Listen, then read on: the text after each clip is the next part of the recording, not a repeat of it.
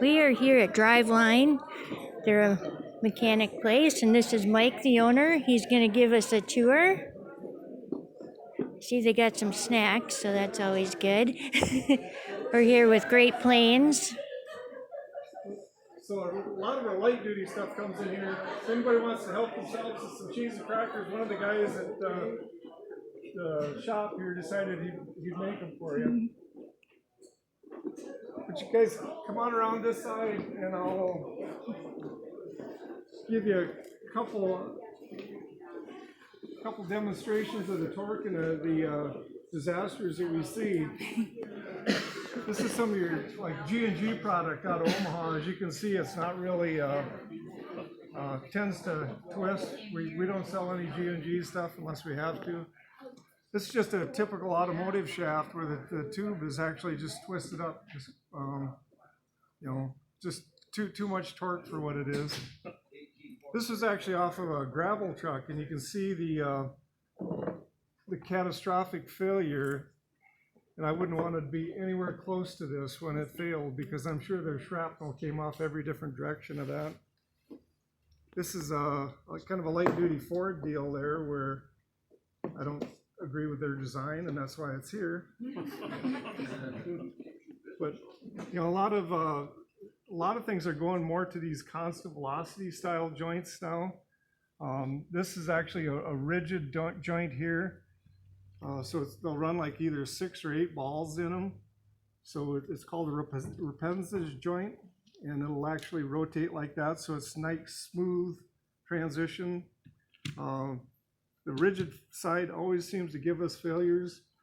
They're actually designed in a plunge as well, where they go back and forth. That allows it to go in and any movement. But we have very little trouble with this as compared to that. This, I'm not picking on Fords, but this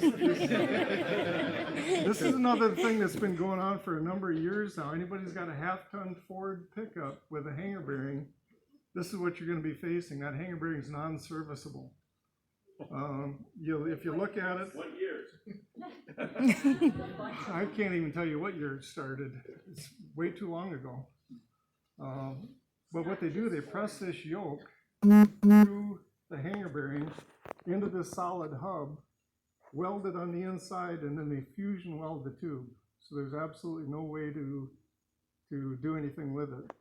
We can build a complete replacement shaft, the old style, the way that they should have been built. But the problem is, just to build a front section, a distance from here to here gains you 1.5 inches, and you can't shorten the back half because it's also fusion welded. So if we're going to build something that's serviceable, you build it from the transmission clear to the axle. It's just absolutely throwaway.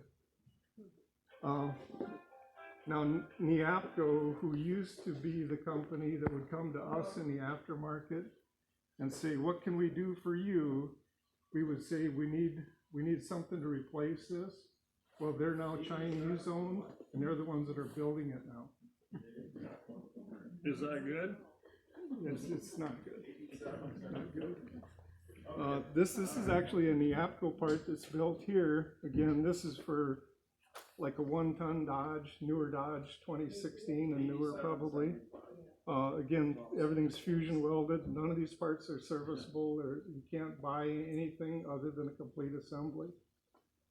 So this being said, this is one of the things that we do to replace some of those hanger bearing shafts, is we build a 5-inch aluminum shaft to just replace it and not have any center support bearings at all. As you can see here, a 5-inch 125 wall tube is typically what we use on those, as compared to a lot of the lighter duty OEM stuff. I mean, they make this thin wall in 5-inch, or all kinds of variations of it. But everything in the aftermarket, we build a 125 wall or an 1/8 inch. As you can see by the shaft behind her, that is just way longer than what a aluminum shaft should be built in, but that's what the factory is doing. So that's actually produced by American Axle. We are a distributor for American Axle, but that piece of tubing for that shaft is over $300. It's just, and if it's still current production, they could probably go to the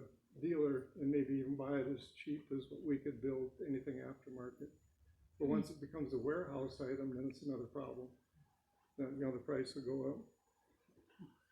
We have a guy that decided he wanted to spend a lot of money on some yokes. So he had these yokes actually fabricated.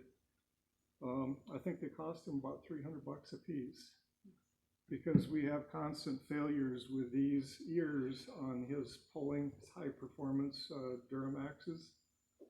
But I keep telling him this isn't the issue. I really feel his issue is something more with this setup in the truck, because it's always the rear one that fails, never the front one. So it has to be an angle issue, pinion rotation, something, but I'm not going to argue with him. We'll put his expensive yokes in. You'll notice the knurling process here. We got a whole box of these yokes in.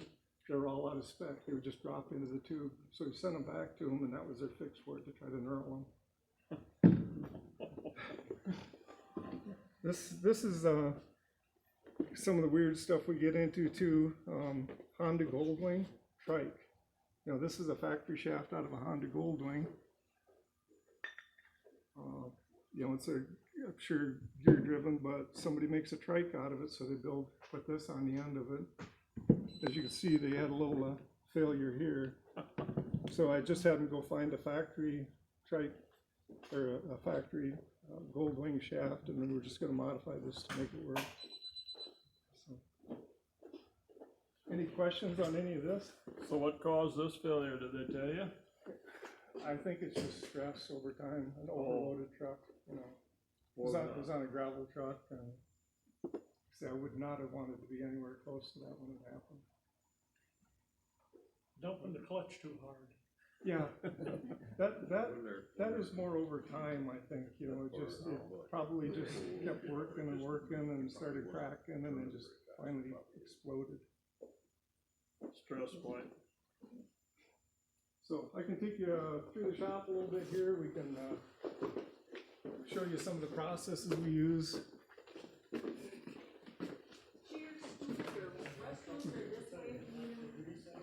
We've got 3 separate welding stations here. So what we'll do, we'll take a shaft like this.